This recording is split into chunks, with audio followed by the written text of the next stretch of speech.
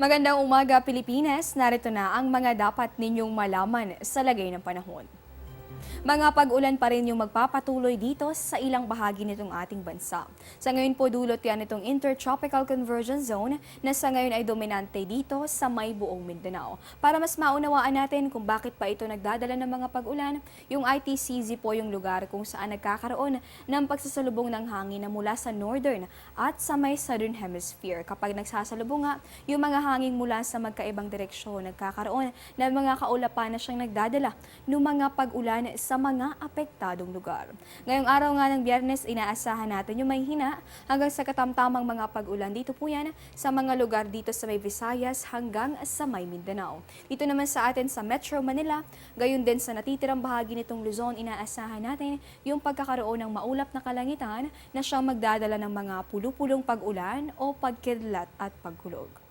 Update naman doon sa bagyo sa labas ng Philippine Area of Responsibility, lalo pa itong lumakas sa ngayon at naging ganap ng tropical storm. Sa ngayon binigyan ito ng international name na OMICE at ayon pa rin kay Pag-asa weather forecaster Benison Estareja, hindi ito nakikitang papasok dito sa ating boundary. Gayunman tatahakin nito yung central part nito nga Japan at dito naman sa atin sa Pilipinas inaasahang palalakasin nito yung pag-iral ng hanging habagat na siyang magdadala ng mga pag-ulan dito sa ilang bahagi nitong ating bansa sa mga susunod na araw. Diyan lamang po kayo, magbabalik pa ang Panahon TV matapos ang isang paalala.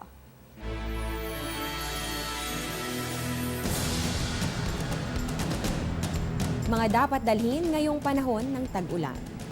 Laging magbitbit ng payong at raincoat. Magsuot ng waterproof na bota upang maproteksyonan ang paa sa baha. Magdala ng towel bilang pamunas kapag nabasa ng ulan. Mahalaga ang first aid kit para maibsan ang karamdaman o maiwasan ang mas grabeng pinsalang dulot ng aksidente.